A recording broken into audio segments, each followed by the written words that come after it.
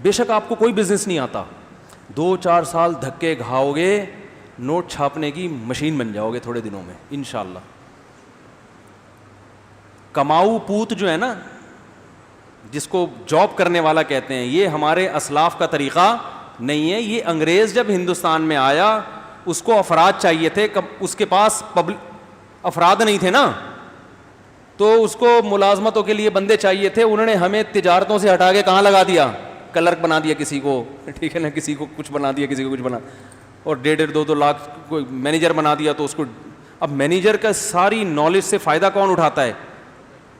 وہ جس کی فیکٹری ہے یا جس کا بزنس ہے. ہو سکتا ہے وہ انگوٹھا چھاپ ہو, پیسہ آئے گا نا تو مینیجر MBA لڑکے ملازم ہوں گے آپ کے, پیسہ نہیں آئے تو خود MBA بن کے کسی جاہل کی ملازمت کرو گے. کیا کریں یار, کوئی ڈنڈا منڈا ہونا چاہیے صرف دکھانے کے لیے. اب یہ ٹاپک چینج ہوتے ہیں نا, تو جس ٹاپک میں گھستا ہوں اس کو اگر ادھورا چھوڑ دوں تو پھر مسئلہ خراب ہو جائے گا. دیکھو آپ پڑھو ضرور, پڑھنے کا مقصد آپ کا نالج ہونا چاہیے. جو پڑھا لکھا آدمی ہے وہ معاشرے میں اچھا سروائیو کر سکتا ہے, لوگوں کو اچھا گائیڈ کر سکتا ہے. وہ بہت سی غلطی اس نیت سے پڑھو.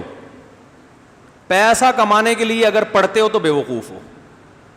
پیسہ صرف کس میں رکھا ہے اللہ نے؟ تجارت میں رکھا ہے. سمجھتے ہو کہ نہیں سمجھتے؟ اور اپنی اولاد کو بزنس دے کے جاؤ, فری پھوکڑ میں تمہاری جگہ آ کے تم سے 2 ہاتھ آگے نکل جائیں گے.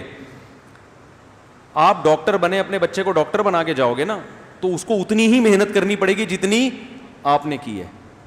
وہ 0 سے شروع ہوگا.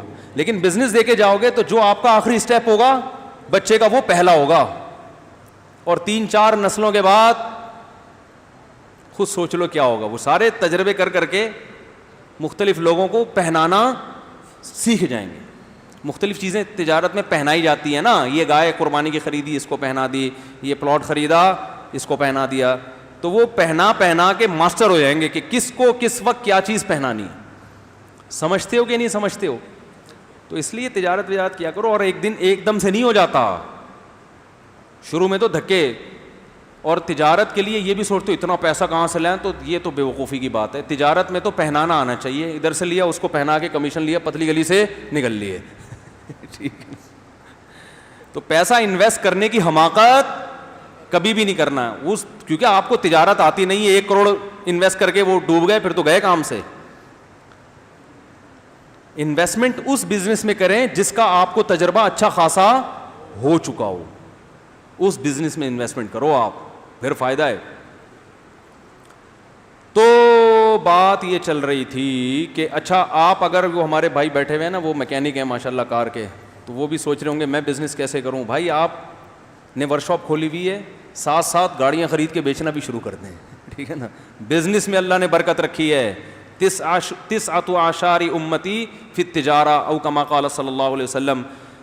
اگرچہ روایت کی سند پہ کلام ہے, نبی صلی اللہ علیہ وسلم نے فرمایا کہ میری امت کے 10 میں سے 9 حصے رزق اللہ نے تجارت میں رکھا ہے. سمجھتے ہو گے نہیں سمجھتے ہو؟ تو ساتھ ساتھ جاب کے ساتھ سائڈ میں چلاتے رہو کچھ نہ کچھ. پہنانا ہی تو ہے نا, گاڑی خریدی پہنا دی کسی کو. ٹھیک, تو اس میں آدمی محنت کرے. تو عبداللہ ابن مبارک رحمہ اللہ تعالی وہ کیا کرتے تھے, 4 مہینے صرف اور صرف بزنس. اب یہ نہیں کہ بزنس ہی کے ہو کے رہ گیا, باقی کوئی کام ہی نہیں ہے.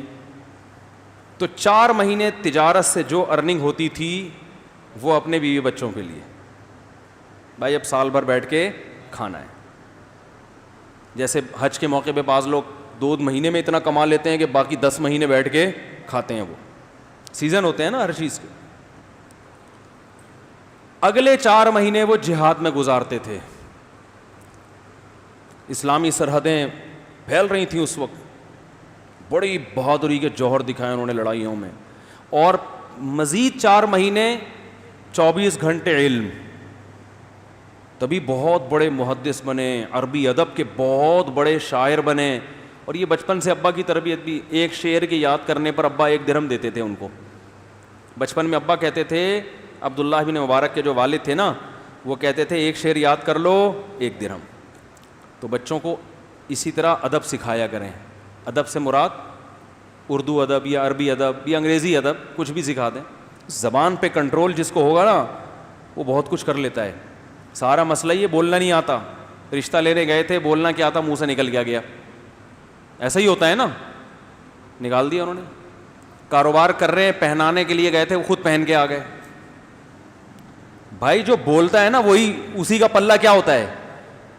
قوت گویائی، اسپیکنگ پاور.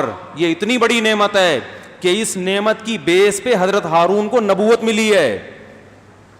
اللہ میاں نبوت تو حضرت موسیٰ علیہ السلام کو دینا چاہتے ہیں نا، مقام ان کا بڑا.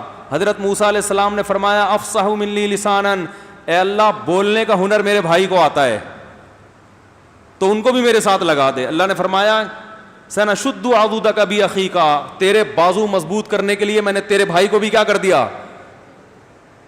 دعوت تیری ہوگی. زبان کس کی ہوگی؟ ہارون کی. تو ہارون علیہ السلام کو نبوت صرف اس لیے ملی کہ بولنا اچھا جانتے تھے. کیا ہو گیا بھائی جان؟ تو بولنا جو ہے نا، اچھا دیکھو اللہ میاں نے قرآن مجید میں ایک اور مسئلہ بیان کیا. مشرکین مکہ یہ کہتے تھے معاذ اللہ، نقل کفر، کہ یہ فرشتے اللہ کی معاذ اللہ بیٹیاں ہیں. تو اللہ کو غضب آیا کہ مشرکین خود بیٹی کی پیدائش پہ نا ناک منہ چڑھاتے تھے اور زندہ دفن کر دیتے تھے. تو اللہ کہہ رہے ہیں جو اپنے لیے تو بیٹی پسند نہیں کرتے اور اللہ کی طرف نسبت کس کی کر دی کہ اس کی بیٹیاں ہیں، معاذ اللہ.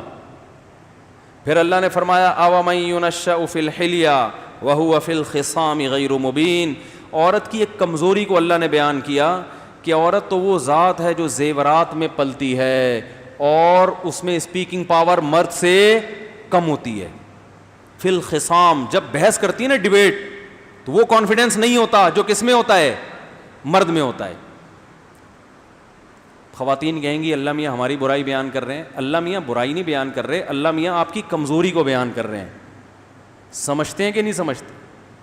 ارے میاں دیکھو، ایک آدمی کہے کہ مرد کے بازو میں طاقت زیادہ، عورت کے بازو میں طاقت کم، تو کیا عورت کی انسلٹ ہو رہی ہے؟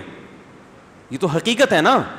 مرد طاقت ہوتا ہے، عورت کیا ہوتی ہے بیچاری؟ کمزور. اللہ ماشاء اللہ کچھ اس کے برعکس بھی ہوتی ہیں.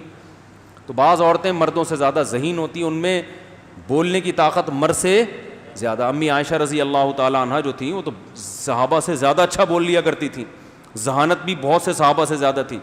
لیکن عمومی جو ماحول ہے اللہ نے بنایا ہے وہ کیا ہے کہ عورت کو زیب و زینت سے محبت ہوتی ہے. تو یہ بھی ایک عیب ہے، اگرچہ یہ اس کے لیے عیب نہیں ہے، اس کی فطرت کا حصہ ہے، لیکن اس کی فطرت کا حصہ ہونا بھی تو ایک عیب ہے نا. تو اس سے بھی پتہ چلتا ہے میرے بھائی، جس مرد کو زیادہ زیب و زینت کا شوق ہے نا، یہ تو بہت ہی بڑا عیب ہے کہ تمہاری تو نیچر نہیں ہے، تم پھر بھی زنانے میں گھس رہے ہو جا کے. سمجھ آ رہی ہے بات؟ بیوٹی پارلر کھول کے بیٹھے ہوئے ہو اور تیار ہونے میں گھنٹہ گھنٹہ لگاتے ہو.